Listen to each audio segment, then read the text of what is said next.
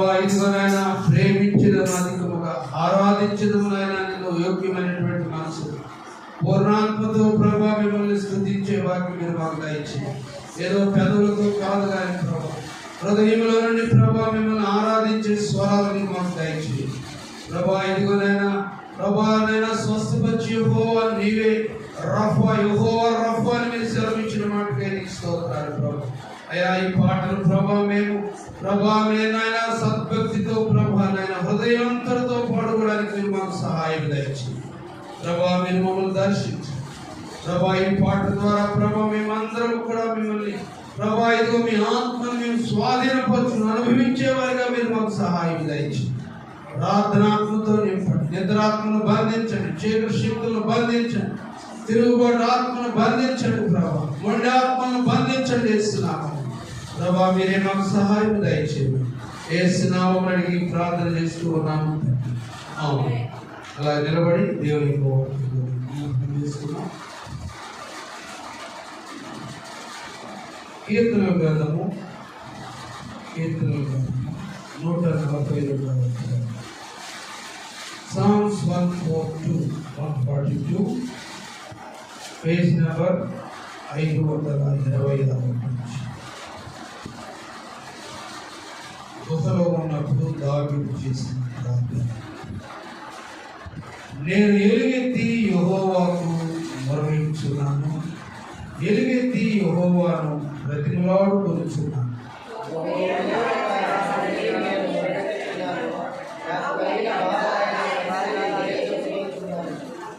నాలో నా ప్రాణము కృంగి ఉన్నప్పుడు నా మార్గము నీకు తెలియదు. నన్ను పట్టుకున్నకై నేను నడవలసిన త్రోవలో చాటుగా పగవారు ఉరుగొట్టుతున్నారు.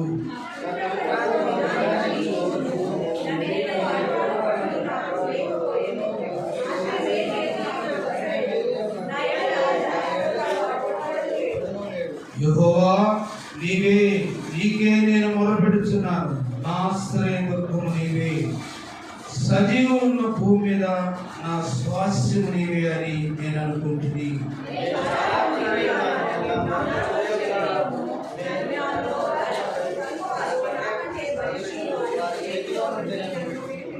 ఆఖరి వచ్చిన నేను నీ నామమునకు కృతజ్ఞతాస్తుతులు చెల్లించాను, చెరసాలలో నుండి అప్పుడు నీవు చూచి నీటిలో దేవుడు తన పరిశుద్ధ వాక్యము ప్రియులరా. మరి దేవుని యొక్క వాక్యంలో మనం చదువుకున్నటువంటి భాగంలో ఒక మాట నేను జ్ఞాపకం చేస్తాను.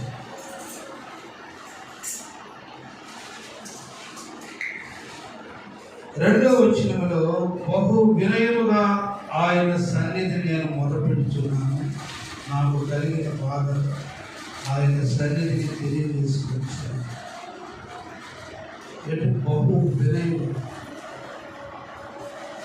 చాలా వినయముగా ప్రార్థన చేసినప్పుడు ఎవరితో మీ అక్కతో మాట్లాడినట్టు లేకపోతే నీ స్నేహితులతో మాట్లాడినట్టు కాదు, వినయంగా ప్రార్థన చేయాలి. అప్పుడు దేవుడు మన ప్రార్థన ఆలోచిస్తాడు. శ్రీనివాస్ గారు ఏమో చదువు రెండవ వచనం, బహు వినయముగా ఆయన సన్నిధిని నేను మొరపెట్టుకొనుచున్నాను. ఏంటి? నాకు ఇండివిజువల్ అనమాట, వేరే వాటి గురించి కాదు. గుహలో ఉన్నప్పుడు చేసిన ప్రార్థన పైన రాసి, గుహలో ఉన్నప్పుడు దావీదు చేసిన ప్రార్థన, కష్టాల్లో ఉన్నప్పుడు చేసిన ప్రార్థన, గుహలో తడిసి భయపడి ఆ ప్రార్థన దేవుడు ఆలకించాలంటే దావీదు రాజు బహు అనుభవం కలిగినటువంటి వాడు, ప్రార్థన అంటే లెక్క లేకుండా గంటలు చేసేటువంటి వాడు. హల్లెలూయా. మనం ప్రార్థన ఎంతసేపు చేస్తాం? ఎన్ని శోధనలు రాని బండల లాంటి బరువులు ఎత్తున వాడిని గంట ప్రార్థన చేయి. ఆ ప్రార్థన చేసే లోపల పాలు పొంగిపోయినాయో బియ్యం మాడిపోయినాయో ఏ మాటలు వస్తాయి, కానీ ఒక టైం పెట్టుకుని ప్రార్థన చేసే అనుభవం లేదు. కష్టాలు వచ్చినప్పుడు కూడా ప్రార్థన చేసే మనసు రావట్లేదు ఏమండి. కానీ దేవుడు దావీదుకి ఇచ్చిన అనుభవం ఏంటంటే, బహు వినయముగా ఆయన సన్నిధిని నేను మొరపెట్టుకుని నేను నీకు ఉత్తరం ఇస్తాను. గ్రహింపలేనటువంటి గొప్ప సంగతులు నేను నీకు ప్రార్థన చేసినప్పుడు నీ ప్రార్థన ఎలాంటిదో దేవుడు ఆలకిస్తూ ఉంటాడు, చూస్తూ ఉంటాడు. దయ్యాలు కూడా ప్రార్థన చేస్తాడు. నేను పౌరులు ఎదుగుతును అపోలను ఎదుగుతు కానీ నేను ఎవడో అని అడుగుతాను. అది కూడా తెలుసు. ప్రవక్తలు ఎవరో తెలుసు, యేసు ప్రభు ఎవరో తెలుసు, పౌలు గారు ఎవరో తెలుసు, అందరూ తెలుసు. ఒక ఆయన దయ్యం ఎందుకు ప్రార్థన చేస్తుంటే దయ్యం అంటున్నాడు, అరే నీ సంగతి నాకు తెలుసు, ఎందుకు నన్ను నువ్వు ఇలా ఇబ్బంది పెడుతున్నా, నీ బతుకు మేము ఇప్పమంటావని మరి ఇప్పమంటావా పాస్టర్ గారు అన్నట్టు.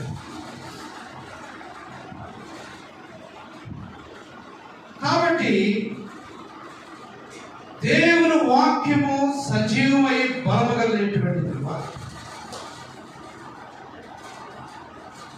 ఎట్లా పెడితే అట్లా ప్రార్థన చేయదు. దావీదు గుహలో ఉండి ప్రార్థన చేస్తున్నప్పుడు దేవుడు ప్రార్థన ఆలకించాడు. 4వ వచనం, నా కుడి ప్రక్కను నిదానించి చూడుము, నన్ను ఎరిగిన వాడు ఒకడు కూడా నాకు అబ్బా. చూడండి, రాజు గారి ప్రక్కన ఎవరు కూడా లేరట. తర్వాత ఆశ్రయం ఏది నాకు దొరకలేదు, నా ఎడల జాలిపడేవాడు ఒకడు కూడా లేడు. ఏమండి, జాలిపడేవాడు కూడా లేడట. నువ్వు శ్రమలో ఉంటే, కష్టాల్లో ఉంటే, ఇరుకుల్లో ఉంటే, ఇబ్బందుల్లో ఉంటే, వ్యాధిలో ఉంటే, బాధల్లో ఉంటే నేను చూసి జాలిపడేవాడు కూడా ఎవరు. అలాంటప్పుడు నీకు ఎలాంటి ప్రార్థన రావాలి, ఎలాంటి హృదయంతో నీ దేవుని సన్నిధిలో కుమరించాలి? విరిగి నలిగినటువంటి హృదయంతో కన్నీటితో ప్రార్థన చేసి ఆమె నన్ను విస్తారముగా ప్రేమించింది కాబట్టి ఆమె పాపము నేను విస్తారమైనటువంటి పాపము నేను తుడిచివేసి. ఏదో ఫార్మాలిటీగా వచ్చి నలుగురు చూస్తారు, నేను టీవీలో కనపడతాను, పేపర్లో పడతాను, యూట్యూబ్లో వస్తాను అనుకుంటే సరిపోయిందా? పాపాలు క్షమించబడ్డాయా? నీ పాపములు నేను క్షమించిన ధైర్యంగా ఉండి నన్ను వెంబడించమన్నాడు దేవుడు. కాబట్టి బండలాంటి బరువైనటువంటి ఆపదలు నిన్ను చుట్టి వచ్చినా, ఎవరు నీకు సహాయం చేయలేకపోయినా, ఎవరు నీ దగ్గరకు రాకపోయినా సరే, నీ వినయముతో చేసిన ప్రార్థన దేవుడు ఆలకించి నీకు సహాయం చేస్తాడు. దేవుడు నిన్ను లేవనెత్తుతాడు, పైకి లేవనెత్తాడు. దేవుడు కనికరిస్తాడు. దేవుడు నీ ప్రార్థన ఆలకిస్తాడు. ఆయన ఎక్కడున్నాడు? రాజభవనంలో ఉన్నాడా? అంతఃపురంలో ఉన్నాడా? సింహాసనం మీద ఉన్నాడా? ఎక్కడున్నాడు? గుహలో ఉన్నాడు. దావీదు. హల్లెలూయా. ఎక్కడున్నాడు? శ్రీనివాస్ గారు ఎక్కడున్నాడు? ఆయన సౌండ్ ఎక్కడున్నాడు? గృహలో ఉన్నాడు. రాజభవనంలో లేడు, గృహలో ఉన్నాడు. అక్కడ నుండి ప్రార్థన చేస్తున్నాడు. తర్వాత 5వ వచనము, యెహోవా నీకే నేను మొరపెడుచున్నా, నా ఆశ్రయదుర్గము నీవే, సజీవులున్న భూమి మీద నా స్వాస్యము నీవే అని నేను అనుకుంటుని. 7వ వచనం, నేను నీ నామమున కృతజ్ఞతాస్తుతులు చెల్లించినట్లు చెరసాలలో నుండి నా ప్రాణమును. ఎక్కడున్నాడు? చెరస, గుహ. కస్టడీలో ఉన్నాడు. కొన్ని ఇబ్బందుల ద్వారా ఆయన దాగి ఉన్నాడు, మరుగు చేరిపోయి ఉన్నాడు. కానీ అలాంటి స్థితిలో కూడా ఎవరు వెతుకుతున్నాడు? దేవుని యొక్క సన్నిధిని వెతుకుతున్నాడు. అలాంటి అలాంటి విశ్వాసం మనం నేర్చుకోవాలి. ఎన్నో వస్తాయి, ఎన్నో శ్రమలు వస్తాయి, కష్టాలు వస్తాయి, అన్ని ఉన్న శరీరంలో బలహీనతలు వస్తూ ఉంటాయి. ఒకరోజు ఆరోగ్యం, ఒకరోజు ఉండదు. బ్యాంకులో బ్యాలెన్స్ ఉంటుంది, జేబులో డబ్బు ఉంటుంది, ఇంటి ముందు అందరూ కనపడతారు, ఇంట్లో అందరూ కనపడతారు. నీ శరీరంలో ఉన్న బలహీనత నేను కృంగదీసి తొక్కటాయి. ఏదైనా కావచ్చు, కానీ అప్పుడు ఎలాగ చేయాలంటే నువ్వు దేవుని వైపుకి వెళ్ళి దేవుని సన్నిధికి వెళ్ళి ప్రార్థన చేయాలి. ఈ ప్రార్థన నోట్ చేసుకోండి. 142వ అధ్యాయం. ఈ ప్రార్థన ఎలాంటి స్థితిలో, ఏదో ప్యాలెస్ లో ఉండి ఫంక్షన్లో ఉండి లేకపోతే మంచి సంతోషంలో ఉండి చేసిన ప్రార్థన కాదు. మౌనముగా ఉండి ప్రార్థన చేస్తాడు, వినయముతో ప్రార్థన చేస్తాడు. కాబట్టి అలాంటి స్థితిలో దేవుడు ప్రార్థన చేసినప్పుడు దేవుడు మన ప్రార్థన ఆలకిస్తాడు. దేవుని యొక్క వాక్యంలో నుండి సంఖ్యాకాండము 9వ అధ్యాయం. మనము సంఖ్యాకాండం వైపు తిప్పుదాం. సంఖ్యాకాండము ఎక్కడుందో చాలా మందికి తెలియదు. కొత్త నిబంధనలో ఉందా? ఎవరుందమ్మా? ఎక్కడుంది? పాత నిబంధన గ్రంథంలో. సంఖ్యాకాండం అంటే కొత్త నిబంధనలు ఎదుర్కొంది.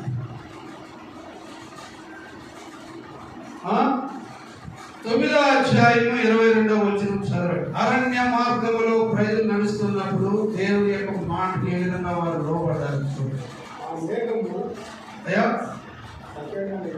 9వ అధ్యాయము 22వ వచనం చదువు. ఆ మేఘము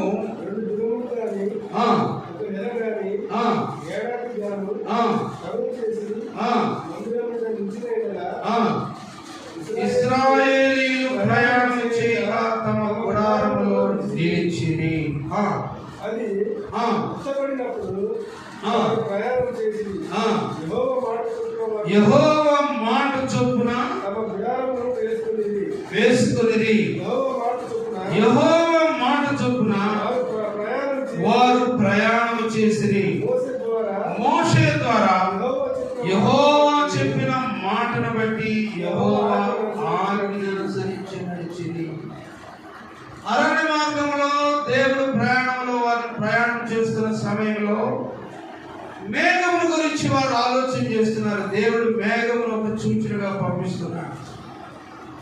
అదే అధ్యాయము 17వ వచనం చూడండి. ఆ మేఘము గుడారం మీద నుండి పైకి ఎత్తబడినప్పుడు ఇశ్రాయేలీయులు ప్రయాణమై సాగిరి.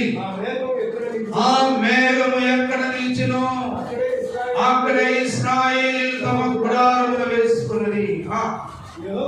యెహోవా మాట చొప్పున, నోటి మాట చొప్పున ఇశ్రాయేలీయులు ప్రయాణమై సాగిరి. యెహోవా నోటి మాట చొప్పున ఆ మేఘము మందిరం మీద నిలిచి ఉండిన దినములన్నీ వారు దేవుని సన్నిధి కొరకు, దేవుని నడిపింపు కొరకు ఎదురు చూస్తున్నారు. ఇశ్రాయేలు ప్రజలు అరణ్య మార్గం దేవుడు మేలు చేసినట్టు చూశారు. పగలు మేఘస్తంభము, రాత్రి అగ్నిస్తంభం అనుభవం కూడా చూశారు. సంఖ్యాకాండంలో ఉన్నదన్నమాట. ఇక్కడ మేఘముల గురించి దేవుడు మాట్లాడుతున్నాడు. నీ బ్రతుకులో ఒక మేఘము, దేవుడు ఇస్తున్నటువంటి మేఘమును గమనించి ఆ మేఘం వైపు నువ్వు నడుస్తూ ఉంటే, ఆ మేఘం వైపు నువ్వు కనిపెడుతూ ఉంటే మన బ్రతుకులో ఎలాంటి శోధనలో అవతాములు రా. అపవాది దూరం అయిపోతా ఉంటాడు. అపవాది దగ్గర కూడా రాకుండా దూరం అయిపోతా ఉంటాడు. ఎందుకంటే నీ మనసంతా, నీ కుటుంబ వ్యవస్థ, నీ భక్తి జీవితము దేవుని మీద ఆధారపడదు. కాబట్టి ఆయన బదుకు యెహోవా కొరకు ఎదురు చూచువారు నూతన బలం, నూతన తలంపులు, నూతన ఆలోచన. యెహోవా మాట చొప్పున, యెహోవా మాట చొప్పున, యెహోవా మాట చొప్పున వారు చేశారు. మరలా మేఘము కనబడినంత వరకు కూడా అక్కడే ఉన్నారంట. మోషేని ప్రజలు ఒకవేళ తొందర చేసినప్పటికీ మోషే దేవుని వైపు వైపు చూస్తూ ఉన్నాడు. అబ్బా ఇది కాదు, ఇదిగో దేవుడు మనం ఈ అరణ్యంలో నడిపిస్తూ ఉన్నప్పుడు మనం ఎక్కడ దిగాలో మనకు తెలియదు. మనం ఎలాగ ఈ మేఘముతో మనం ప్రయాణం చేయాలి. ఇది దేవుని నడక, దేవుడు నడిపించేటువంటి నడక. ఇది మన సొంత నడక కాదు. ఈ రోజుల్లో హైవేలు వచ్చినాయి, గూగుల్లో మ్యాప్ వచ్చేసింది. నువ్వు ఎంత దూరమైనా ప్రయాణం చేయొచ్చు. ఆ దినాల్లో దేవుడు మేఘములను, నక్షత్రములను, దేవుడు సృష్టించినటువంటి కొన్ని సూర్య చంద్ర నక్షత్రములను ఉపయోగించి ప్రజలు నడిపించారు. ఈ అధ్యాయంలో మనం గమనించినట్లయితే దేవుని మీద ఆధారపడి నడిచినట్లుగా ఇశ్రాయేలు ప్రజలు మనం చూస్తూ ఉన్నాం. ఆయన మాట చొప్పున చాలా మంది దేవుడు మాట వినటువంటి, దేవుడి మాట ప్రకారంగా నడవాలంటే వారికి ఇష్టం లేదు. దీవెనలు కావాలి, ఆశీర్వాదాలు కావాలి, మంచి ఉద్యోగాలు కావాలి, మంచి భవిష్యత్తు కావాలి. దేవుని మాట మాత్రం లేదు. దేవుని వాక్యాన్ని అనుసరించి కూడా వారికి అవసరం లేదు. మా జోలికి రావద్దు. నిర్గమ 14వ అధ్యాయం. మేము తిరిగి ఐగుప్తులకు ఏమైపోతాం? దాసులం అయిపోతాం. మా జోలి రావద్దు మోషే అంటున్నాడు. కానీ వీరికి కానాను దేశం కావాలి, పాలు తేనెలు ప్రవహించే దేశం కావాలి, మంచి ఫలభరితమైనటువంటి దానిమ్మ పండ్లు, ఖర్జూర పండ్లు పండే దేశం కావాలి. కోరికలు చాలా గొప్పగా ఉన్నాయి. కానీ ఏమైనా ప్రభు మాట విని, మోషే మాట విని నడుస్తున్నారా? మా జోలికి రావద్దు. 14వ అధ్యాయం నిర్గమాకాండం చూడండి. దేవుడు మాట మాట్లాడిన వారికి అవసరం లేదు. అంతటా వారు మోషేతో ఐగుప్తు సమాధులు లేవని ఈ అరణ్యములో చచ్చుటకు మమ్మల్ని తీసుకొచ్చావా మోషే? మమ్మల్ని ఐగుప్తులో నుండి బయటికి రప్పించి, ఐగుప్తు దేశంలో నుంచి మమ్మల్ని బయటికి రప్పించి మమ్మల్ని ఇలాగా చేయటమే కానీ న్యాయమైన మోషే మా జోలికి రావద్దు. మేము తిరిగి ఐగుప్తులకు ఏమైపోతాం? దాసులం అయిపోతాం. చూడండి ఎలాంటి స్థితిలో ఉన్నారు ప్రజలు. ఐగుప్తు దేశంలో నుంచి బయటకు వచ్చారు కానీ వారి హృదయాలు ఏం కనపడుతున్నాయి? సమాధులు కనపడుతున్నాయి. ఐగుప్తు దేశంలో నుంచి మోషే వారిని బయటకు తీసుకొచ్చారు కానీ వారి హృదయంలో ఏం కనపడుతుంది? లోకము, లోక తలపు, లోక భోగాలపై నా నేత్రాలు సోకాకుండు నాట్టు కృపదూపు. లోక భోగాలపై నా నేత్రాలు సోకాకుండు నాట్టు కృపదూపు.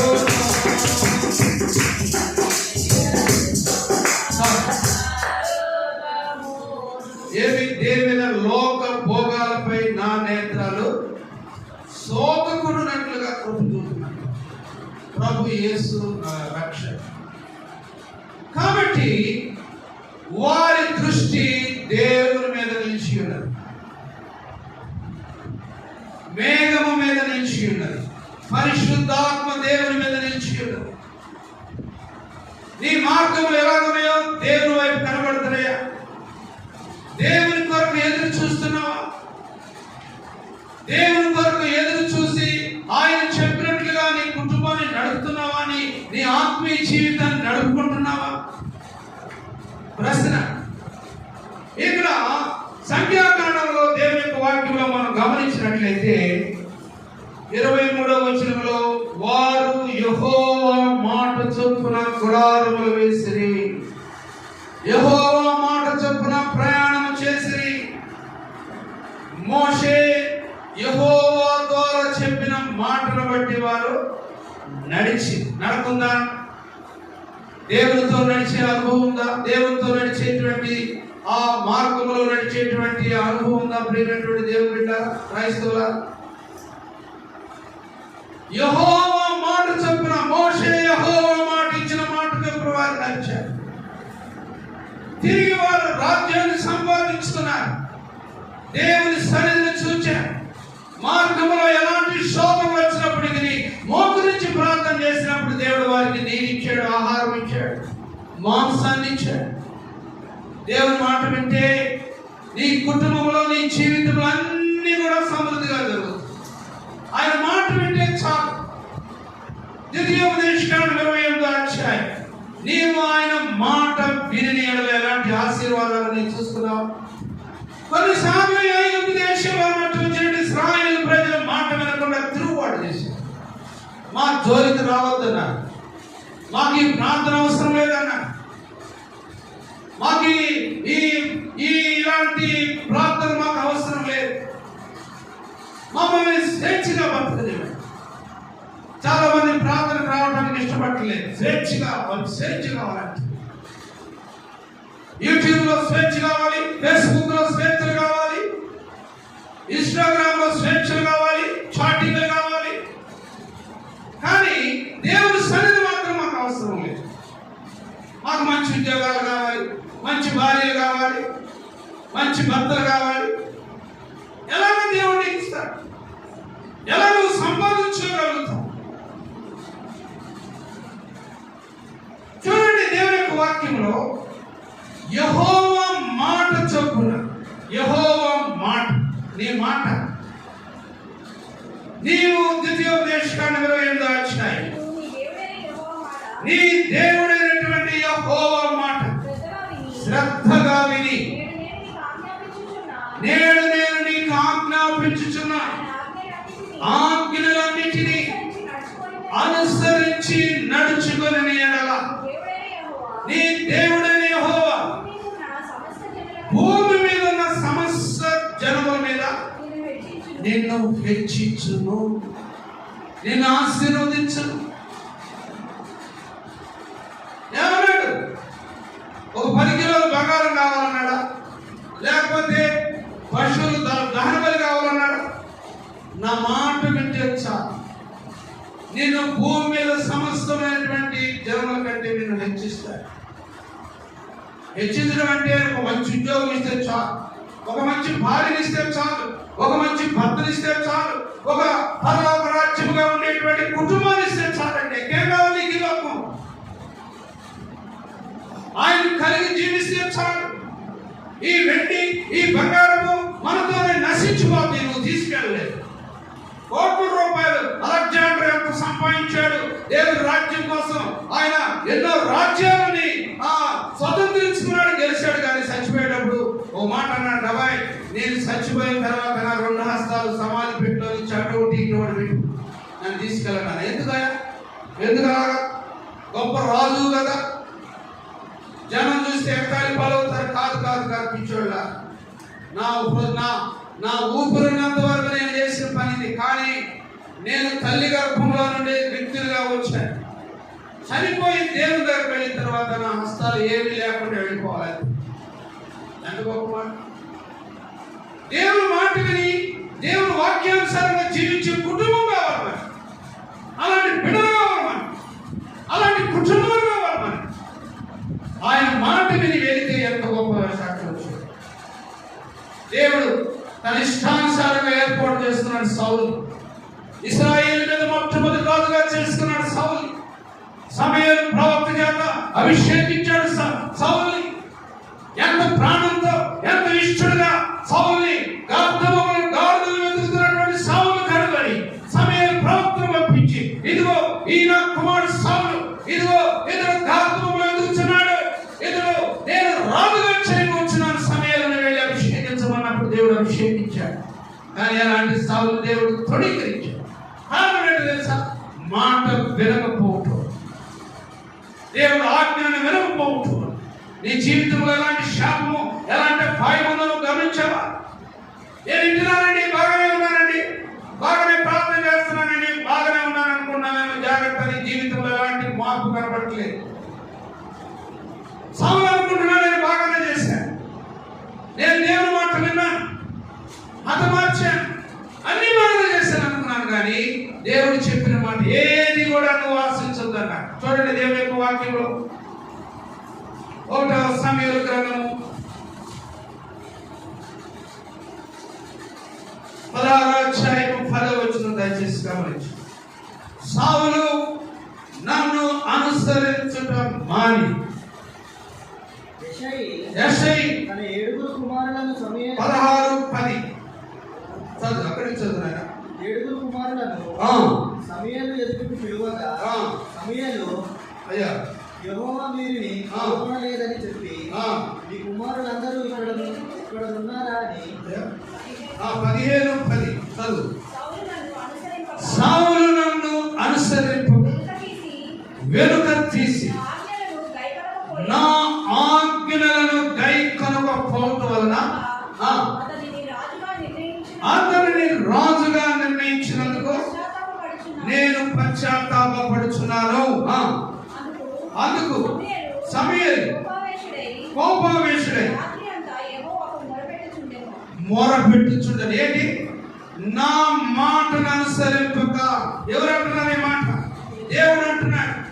నేను ఒకప్పుడు కోరుకొని ప్రేమించి నా ఇష్టానుసారంగా ఇదిగో నా ప్రజలైనటువంటి ఇశ్రాయేలు మీద నేను రాజుగా చేశాను.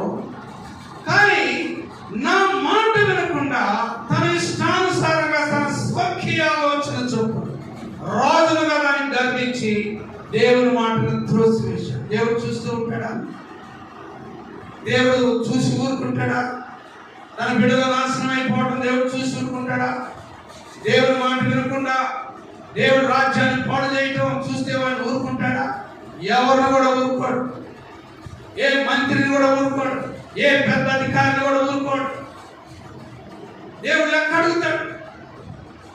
చూడండి దేవుని యొక్క వాక్యం 22వ వచనం చదవండి. ఏమంటున్నాడు సమూయేలు?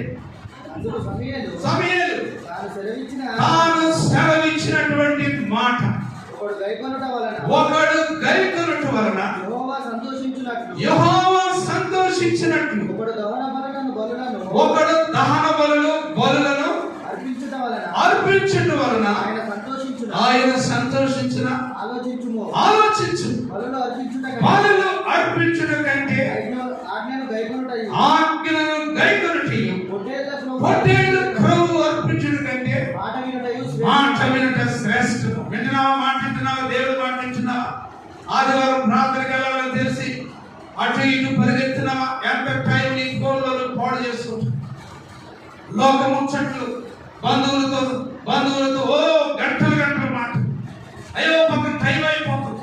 ఓ పక్కన దేవుడి సన్నిధికి వెళ్ళాలి. ఆలోచన చేయండి. వారు దేవుడు మేఘాన్ని బట్టి వారు నడిచారు. యెహోవా మాటను బట్టి గుడారాలు వేసుకున్నారు. యెహోవా మాటను బట్టి ప్రయాణం అయిపోయారు. ఆయన నోటి మాటకు విలువిచ్చారు. ప్రేమైనటువంటి దేవుని బిడ్డలారా, ఈ మధ్యాహ్నకాల సమయంలో ఆయన మాట వినాలంటే నీకు ఇష్టంగా ఉందా? ఆయన సన్నిధి అంటే నీకు ఇష్టంగా ఉందా? ఆయనతో సహవాసం చేయాలంటే నీకు ఇష్టంగా ఉన్నావా? జ్ఞాపకం చేసుకో, పరీక్ష చేసుకో. మనం ఈ మధ్యాహ్నకాల సమయంలో పొట్టేళ్ల క్రొవ్వు అర్పించడం కంటే మాట వినుట శ్రేష్టం. సోది చెప్ప తిరుగుబాటు చేయుట సోది చెప్పనే పాపముతో సమానం. చూసారా? సోది చెప్పేవాడి దగ్గరికి వెళ్తే అబ్బాబా చెయ్యి తిప్పుతాడు, లేనిపోయినది చెబుతాడు నీకు. తిరుగుబాటు దేవుని వాక్యంతో తిరుగుబాటు సోది చెప్పనే పాపంతో సమానం. నీ ఆత్మీయ స్థితిలో పతనమైపోవడానికి కారణం ఏంటంటే తిరుగుబాటు. నీ తల్లిదండ్రుల మాట వినవు, నీ తండ్రి మాట వినవు, నీ తల్లి మాట వినవు, దేవుని మాట వినవు. మరి ఎవరి మాట పెట్టావు? ఎలా బాగుపడతావు? ఎలాగా ఆశీర్వదించబడతావు అడుగుతున్నాడు దేవుడు. యెహోవా మాట చొప్పున వారు గుడారములు వేసుకున్నారు. అందులో కొంతమంది తిరుగుబాటున్నారు. ఎప్పుడు ఎక్కడైనా ఇంకా ఎప్పుడు కామన్, ఇంకా ఎప్పుడు పౌరులను ప్రవహించే దేశం మోసే ఏంటి మాకు ఈ పరిస్థితి అన్నారు కొంతమంది. కానీ దేవుని యొక్క మాట చొప్పున వారు కూడా లోబడి ఆ మార్గము గుండా వెళ్ళాలని ఆశపడ్డారు. నేను మీకు త్రోవలు చూపిస్తాను. ఆ త్రోవలో ఎలాంటి అపాయం మీకు లేదు. మోసే ఆరోగ్యారా మీ సైన్యం నేను నడిపిస్తాను. పగలు మేఘ స్తంభము, రాత్రి అగ్ని స్తంభము. వారు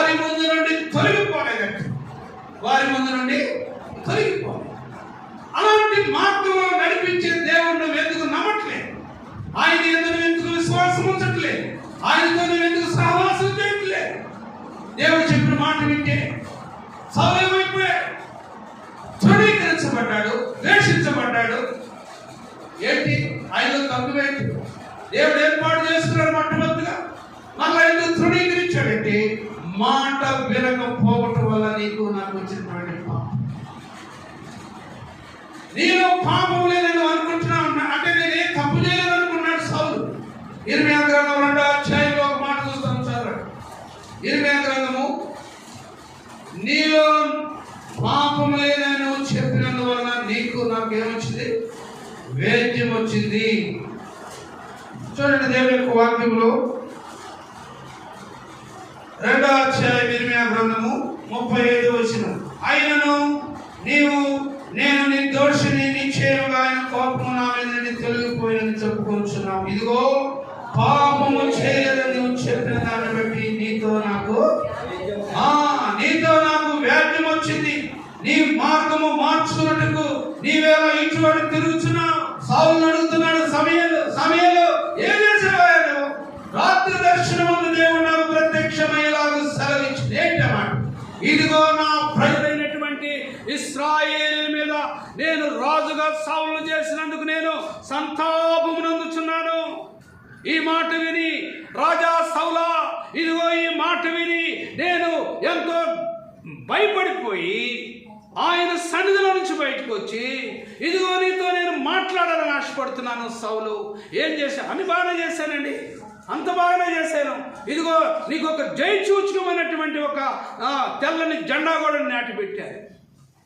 నువ్వు వస్తున్నావు అని తెలిసి నేను ఎంతో సంతోషించాను. రాజు చిరకాలము జీవించునుగా. కానీ ఏదేదో పొగడుతున్నప్పుడు సమయాలు ముఖం అంతా నలగబెట్టుకొని తలకు కిందొంచుకొని, రాజా నువ్వు చేసిన పని న్యాయమైంది కాదు. ఆయన మాట చొప్పు నువ్వు చేయలేదు. అమాలేకీలతో యుద్ధము చేయలేదు. యుద్ధం చేసావు కానీ రాజును పట్టుకున్నావు. కొన్ని బలిష్టమైనటువంటి పశువులు తీసుకొచ్చి దాచిపెట్టుకున్నావు. కానీ ఏది ఎక్కడ లేదండి, అంత బాగానంది. నాకు వినబడుచున్నటువంటి ఆ పశువుల రంకెలు అరుపులు ఎక్కడవి అని అడిగాడు. అవి లోపల ఉండే దాచిపెట్టి బ్యా అని అరుతున్నాయి. అయ్యా సైలెంట్గా ఉంటాయా? లేదు. ప్రియులను గమనించండి దేవుని యొక్క వాక్యం. ఎలాంటి స్థాయిలో ఉన్నాం ఈ మధ్యాహ్న కాల సమయంలో. ఆయన మాట చొప్పు నడవాలని నిన్ను నన్ను కోరుకుంటున్నాడు. సిలువలో కూడా అదే కోరుకుంటున్నాడు. సిలువలో మరణించే ఆఖరి టైంలో కూడా అదే కోరుకుంటున్నాడు. అమ్మలారా, నా వైపు చూసి మీరు ఏడవద్దు, మీ కొరకు మీ పిల్లల కొరకు ఏడవండి. సమాప్తం అయిపోయింది చెప్పేటప్పుడు కూడా అదే అన్నాడు, ఏడవండి.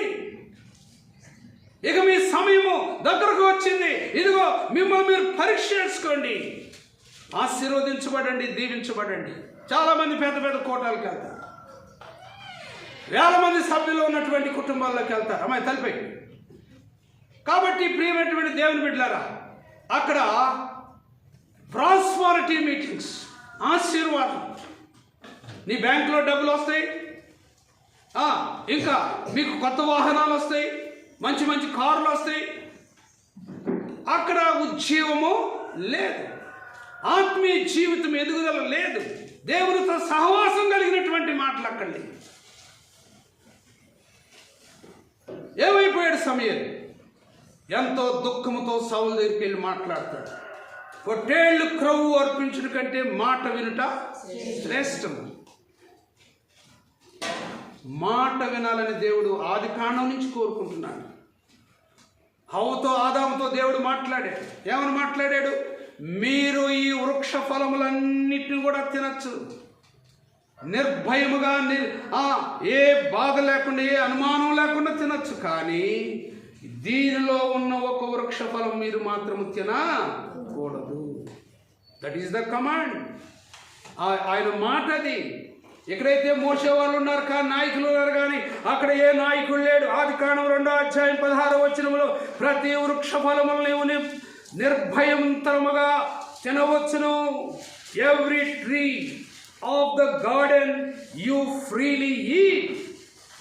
ప్రతి చెట్టు ఫలములు నువ్వు సంతోషముగా నిర్భయముగా నువ్వు తినవచ్చు. కానీ ఇదిగో ఈ చెట్టు ఫలములు నువ్వు తినకూడదని దేవుడు మాట చెప్పాడు. ఇందా ఎంత సహవాసం కలిగినటువంటిది, ఎంత ప్రేమతో ప్రతిరోజు సాయంకాలం దేవుడు వచ్చి ఏదో తోటలో వాళ్ళిద్దరిని దర్శిస్తూ ఉన్నాడు. కానీ దేవుని మాట వినలేదు, త్రోవేయబడిపోయి. ఎవరు మాటింది? సైతాన్ మాటింది. ఎవరు స్నేహం చేసింది? సైతాన్ స్నేహం చేసింది. అయ్యో దేవుడు చెప్పాడు కదా, ఎందుకు ఈ సైతాన్ నన్ను ఇలాగా తొందర పెడుతుందని ఆలోచన చేసిందా? స్త్రీలు చాలా జాగ్రత్తగా ఉండాలి. నీ ఆలోచన కొన్నిసార్లు సైతాను దొంగిలిస్తాడు, నీ కుటుంబాన్ని పతనం చేస్తాడు, నీ కుటుంబానికి ఎంతో శుచి పెట్టేటువంటి స్థాయిలో వాడు వస్తాడు. ఈ అవకి దేవుడు క్లియర్గా చెప్పాడు, ఇద్దరు కూర్చొని పెట్టి చెప్పాడు. ఆదికాండం 2:16 ప్రతి వృక్ష ఫలములు నీవు నోరు చదవండమ్మా. ప్రతి వృక్ష ఫలములను నీవు నిరభ్యంతరముగా మీరు తినవచ్చును. అయితే మంచి చెడ్డల తినకూడదు. నీవు వాటి తినుదలమున యు షల్ షూర్లీ డై. నరునికి ఆజ్ఞాపించెను, యు షల్ షూర్లీ డై. నీవు నిశ్చయముగా నువ్వు చచ్చిపోతావేక. నేను కూడా తప్పించలేదు. నేను చెప్పిన మాట వింటే నువ్వెంతో బాగుపడతావు. వాళ్ళు ఏం చేశారు? తినేసి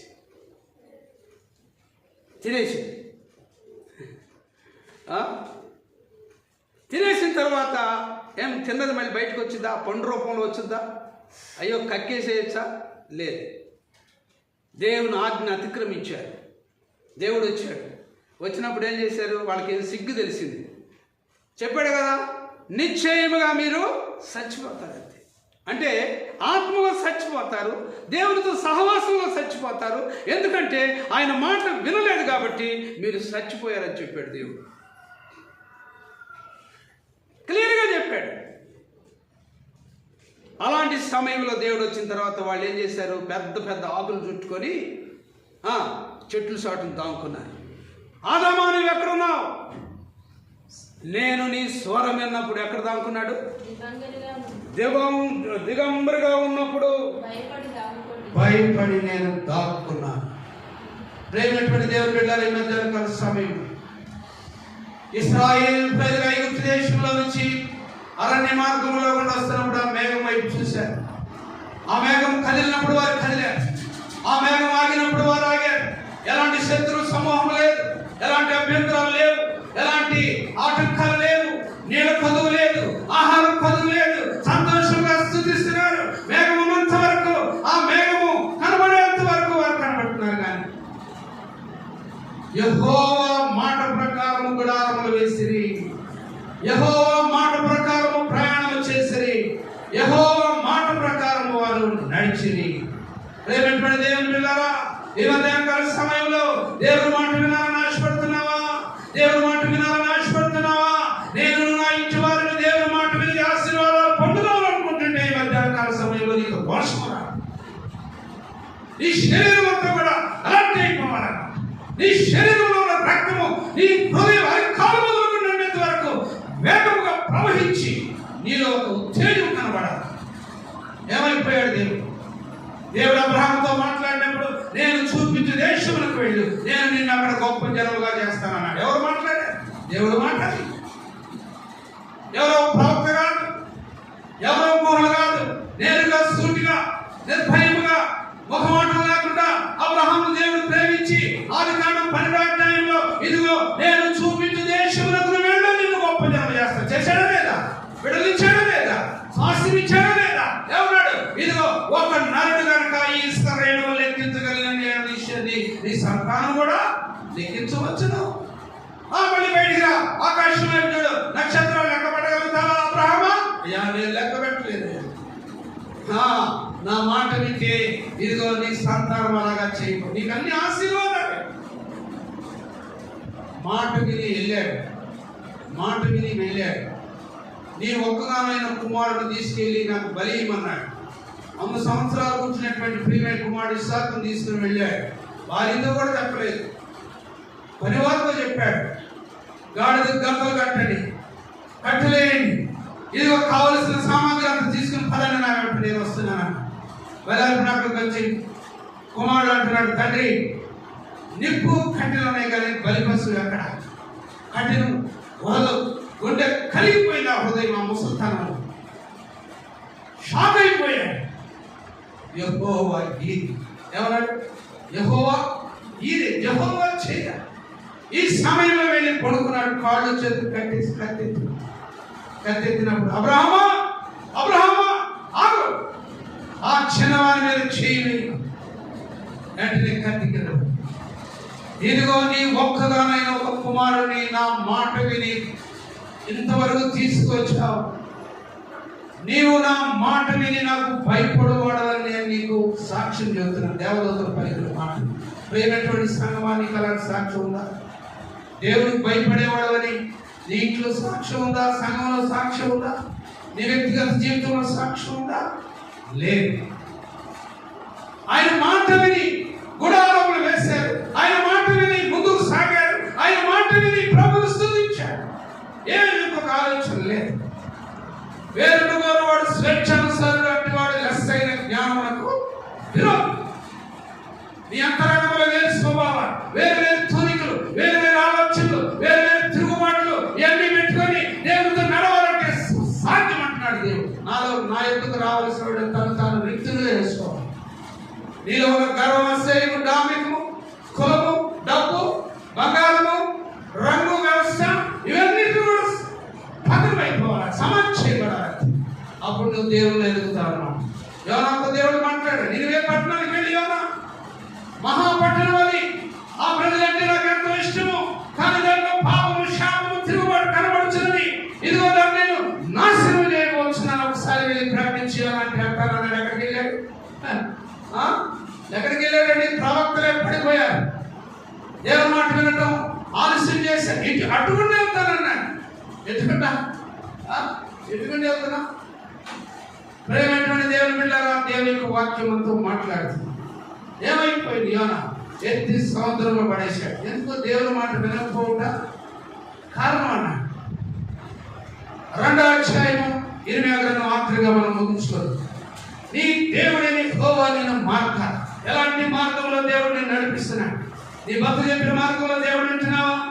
ఆయన చెప్పిన మాట వినో. ఇదిగో అటు వెళ్తాను, ఇటు వెళ్తాను అంటున్నావు. ఏమైపోయావు నీ జీవితంలో?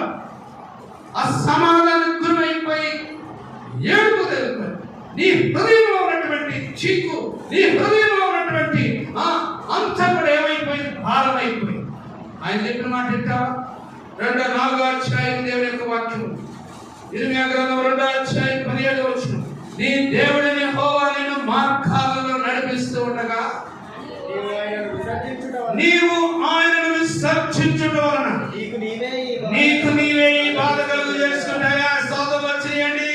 అయ్యా ఇది అలాగైపోయింది, ఇలాగైపోయిందండి, అయ్యా ఇది అలా జీవితం అయిపోయిందని చెప్పడానికి రాకముందే నీవే ఏం చేసుకున్నా? ఆయన మార్గాలను ఏం చేశావు? విసర్జించావు. శనివారం ప్రార్థన విసర్జించావు, ఆదివారం ప్రార్థన విసర్జించావు, బుధవారం ప్రార్థన విసర్జించావు. నీకు నీవే ఈ బాధ కలుగు చేసుకున్నావు. నా వల్ల కాదు. నేను మార్గములో నడిపించుచుండగా నీవు ఆయన్ను విసర్జించుట వలన మా చదువు మధ్యలో ఆగిపోతున్నావు. నీకు నీవే ఈ బాధ కలుగు చేసుకుంటేవి. నా ట్రాక్ లో మీరు ఇంకా పడలా. ఆత్మ నడిపింపు ద్వారా కొన్ని మాటలు సాగుతూ ఉంటుంది, కానీ వాక్యాన్ని అక్కడే పట్టుకుని నిలబడాలి. నీకు నీవే ఈ బాధ కలుగు చేసుకుంటుంది. అయిపోయింది. చదువు ఎవరు జరగట్లేదా? లేక అర్థం కావట్లేదు మీకు? షీహోరు నీళ్లు త్రాగుటకు ఐగుప్తు దేశంలో నీకేమి పని ఉన్నది? నీళ్లు త్రాగుటకు ఏంటది? యూఫ్రటీసు నీళ్లు. దేవునికి మహిమ కలుగునుగా. యూఫ్రటీస్ నది ఏనది అన్నది? యూఫ్రటీస్ నది నీళ్లు త్రాగుటకు అష్షూరు మార్గములో నీకేమి పని ఉన్నది? నీ దేవుడైనటువంటి విసర్జించుటయు నీకు నా ఎడల భయభక్తులు లేకుండాటయు బాధకు శ్రమలకు కారణము నీవు తెలుసుకొని నీవు తెలుసుకుని గ్రహించినట్లు నీ చెడుతనము నిన్ను శిక్షించును. ఎవరు కూడా బాధకు కారణాలు నీ చెడుతనము బట్టి నీకు కలుగుతావు. నేను ప్రేమటువంటి సంగమై మధ్యాహ్న సమయం ఇశ్రాయేలు ప్రజల మార్గంలో యెహోవా మాట చొప్పున గుడారం వేశారు.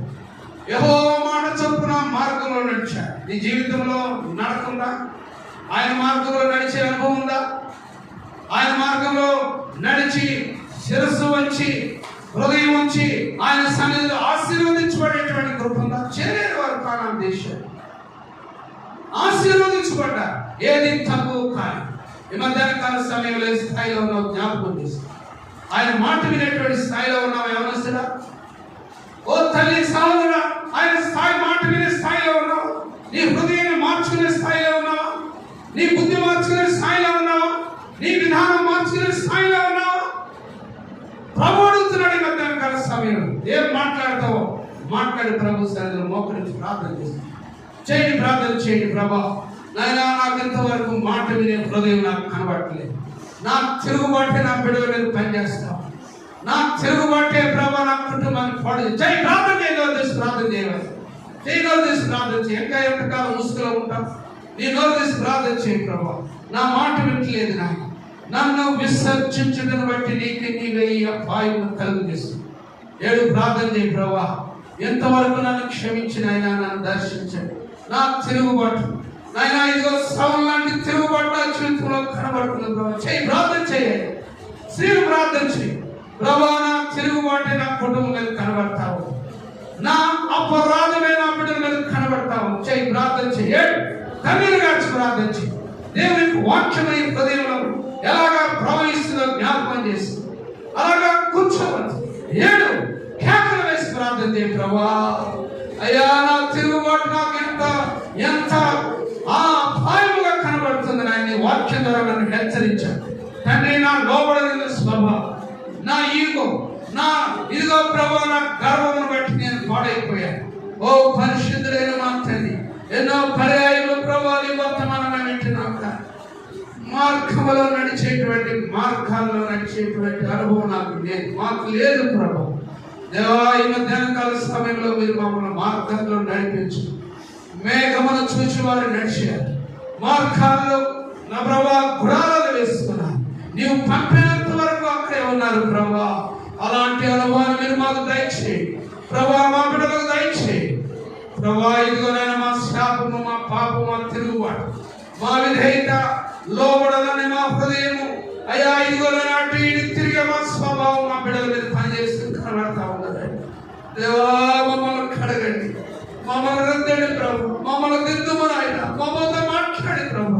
మంచి మార్గంలో నాయన అటు ఇటు తిరుగు అయా షిహోరు నీళ్ళు త్రాగుటకు ఐగుప్తు దేశంలో నీకేం మార్గం ఎలాంటి స్థాయిలో ఉన్నా మీ మధ్యాహ్న కాల సమయంలో మీరు మమ్మల్ని గుర్తించి మీరే మహిమ పొందండి ప్రభా. మీరు మాకు సహాయం దయచేయండి. మార్గాల్లో మమ్మల్ని నడిపించండి. యేసు నామమున అడిగి ప్రార్థన చేస్తూ ఉన్నాము. ఆమేన్. ప్రియులారా, మరి దేవుని యొక్క వాక్యము మీరు విన్నారు. వాక్యానుసారంగా మనం నడిచినట్లయితే దేవుడు మనకు సహాయం చేస్తున్నాడు. సమయంలో కొద్ది సమయం వరకు వర్తమానం కదా దేవుడు మిమ్మల్ని దీవించండి. రైట్.